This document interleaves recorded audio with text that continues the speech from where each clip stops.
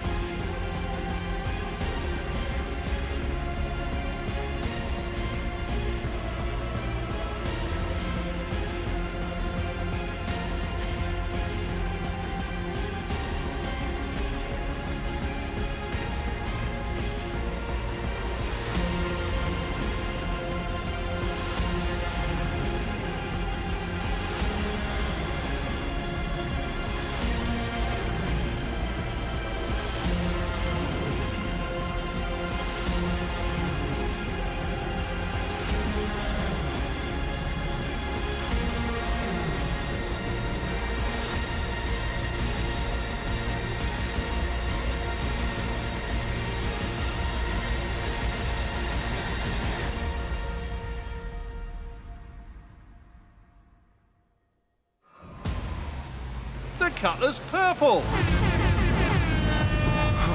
You know, for parties.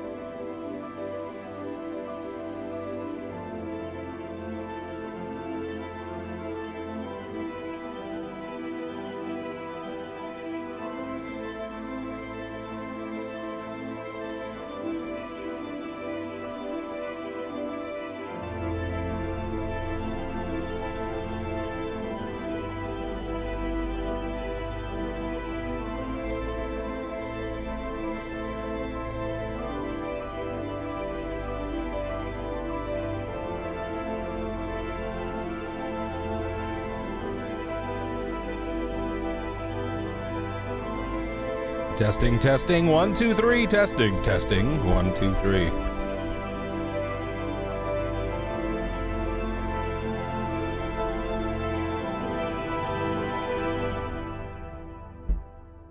You sound low? Yeah, probably because the music's loud.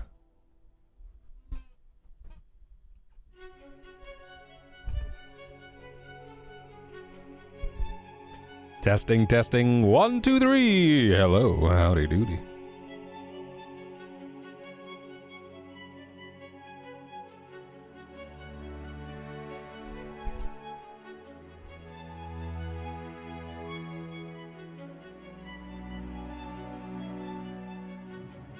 Is he live yet? Oh, shit. Mad Weasel's here. Yes, I'm here. I'm here, Mad.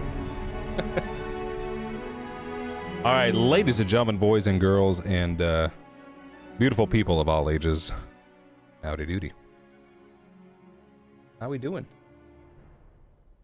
How we doing? I'm just gonna make sure the hat is nice here. All right.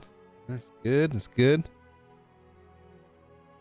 That's looking good. Oh, you're too kind. I dreamed about drowning in a sea of orange soda last night.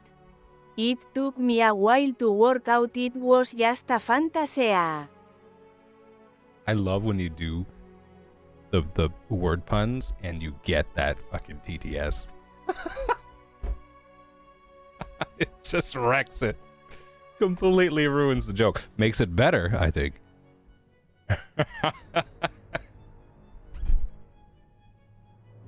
God damn it. It seems to happen a lot.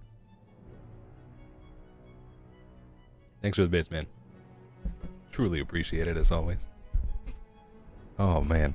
How you guys doing? I think it's rigged. Not really. It's random. It is random. It's hilarious, but it's random.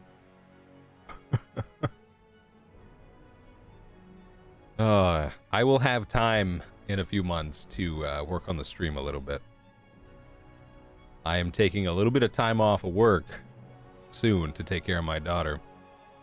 So I will be I'll have access to my PC a lot more. I'm actually quite excited for this. So I'll be able to work on the stream. Get some new things going. Fix some things. You know.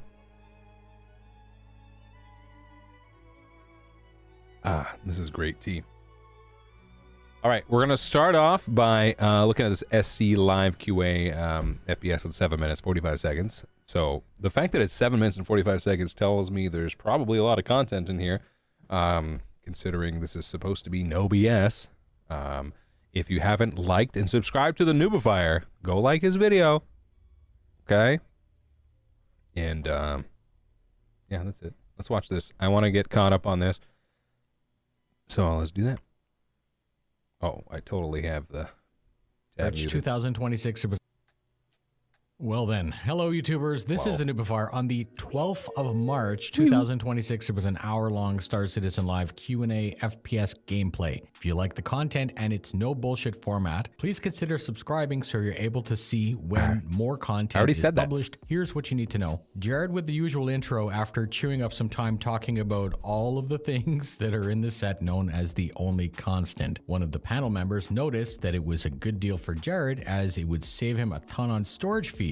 And then Jared did say that whenever he is missing space in his flat, he can just grab a bunch of stuff, bring it to work, and put it on the shelf in the studio. On deck today, we had members who were focused on FPS gameplay. Luke, senior principal designer, Sam, lead level designer, and Zach, FPS gameplay team. We were taking some questions from Spectrum and a couple from Live. The three selected the best questions from Spectrum and prepared answers to be provided here today. The first question had to do with creatures, but Zach would have been a great person to answer, but then he said that there was a newly minted team working only on creatures, so he wouldn't answer today, and he would save that question for the future when members from that team would be on and able to answer it. Chat accused medical gameplay of being useless with questions as to why the medical gun is currently totally overpowered, and Zach said that on Road to 1.0, all of this gameplay would be expanded and balanced properly. Basically, hold the line,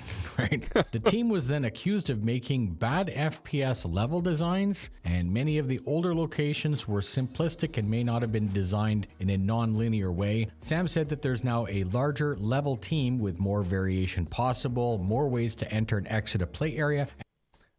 What's the problem with non-linear? I don't understand. So they were saying chat was accusing CIG of having non-linear gameplay. What? Sorry, I'm hearing myself somewhere. It's my phone. There we go.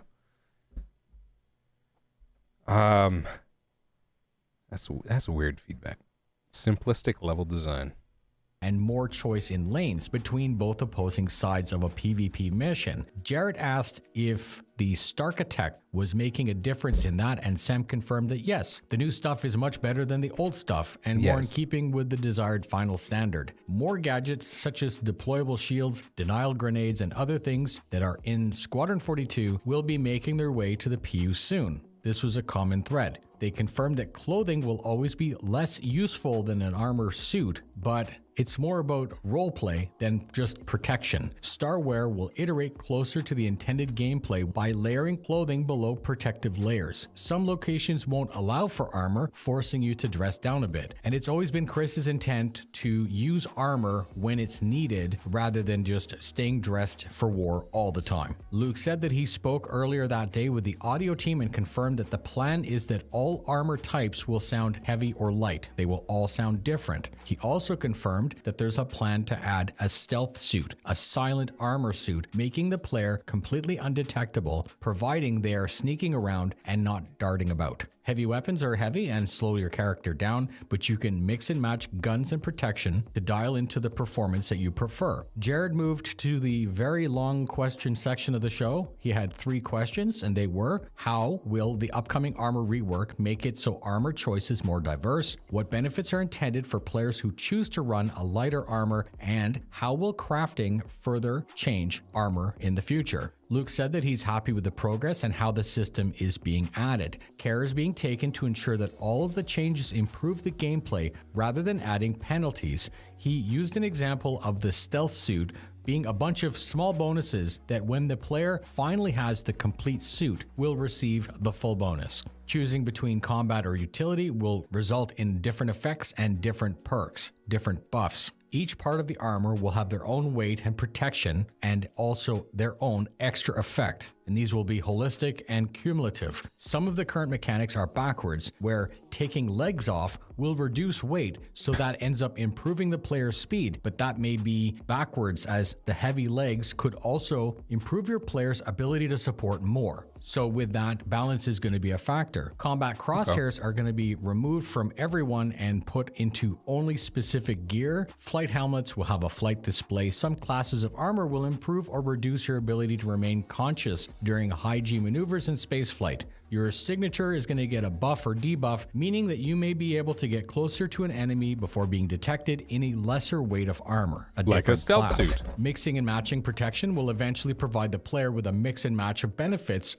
The railgun is a heavy weapon, so shouldering it to be fired may actually require your torso armor type to be rated to assist with that. The I like idea that. of running around in a hospital gown shooting off the shoulder is going to be gone. EVA will Fantastic. be removed from the undersuit and moved over to some flight suits and or a special EVA backpack. Some utility gear will allow your player to I don't know if I like that. So the EVA is being removed from the functionality of undersuit and being put into either a flight backpack or part of the armor.